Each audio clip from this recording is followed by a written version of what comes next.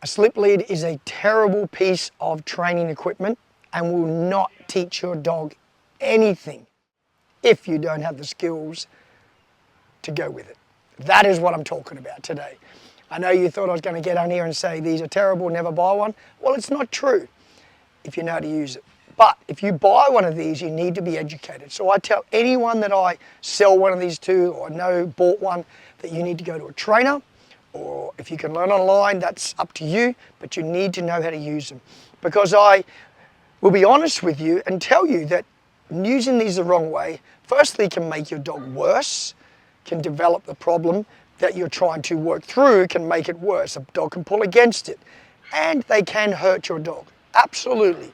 This is a piece of equipment that's designed to tighten and loosen depending on how you use it. The idea is there's a pressure and release style training with this. But if you don't know how to do that and teach your dog how to avoid the pressure and loosen the pressure, you are going to have a constant battle with this, and it's not going to do anything, because in the end, tension creates tension. If someone grabs your arm and pulls against you, you tend to instinctively pull against it. So if you have this on your dog and you're pulling against it, your dog will think, to get away from it, I need to pull. So there's going to be this constant battle. You need to learn how to turn that pressure off. Teach your dog how to turn it off. And that takes skill. So there's other pieces of equipment like a head harness that once you introduce it to a dog with your food, get it to walk along, the equipment does the work for you. Slip lead's very different. This takes a lot more skill to use.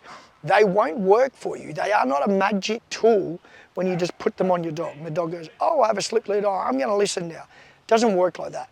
This is when I talk to people, when I'm training them, I will say, I would look at them and go, based on their ability, what I think they can use depends on how we do the session, whether we use a slip lead or not, or a head harness or a martingale collar or whatever it is.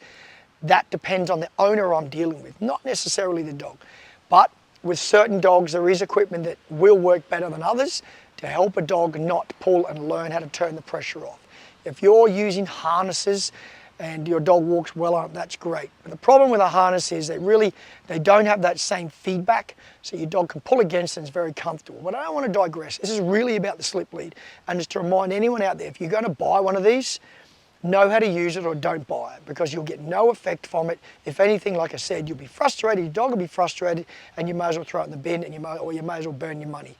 So there's a very quick video to remind you that when you buy any equipment, you need to be educated how to use it. Whether it be a muzzle to put on a dog, knowing how to size it the right way, a collar, how tight you put it on a dog, whatever it is. Educate yourself with equipment, whatever you use.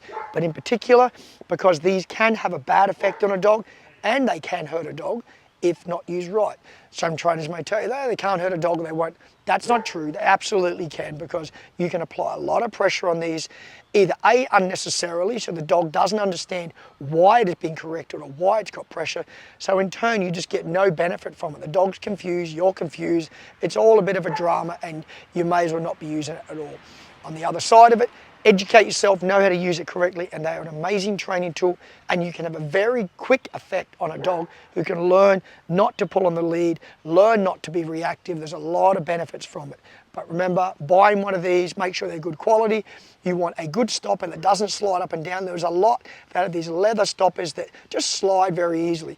You want to make sure when you put these on a dog that they stay in place the right way.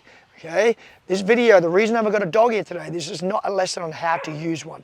This is a reminder that if you're going to use one of these, learn how to do it.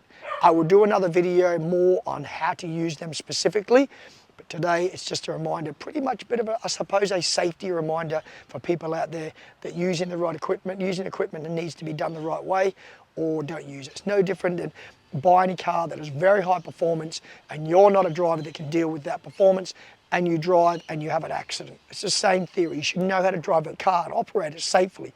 You should know how to operate one of these safely before you put one on your dog. Okay? So if you enjoyed this video, got something out of it, I appreciate it. Subscribe, a share, a like, all these good things. It's very appreciated. We make this content to help you out, and all we asking back, if you're watching it, give it a little subscribe. That's not really that hard. Okay? Thanks everyone. See you.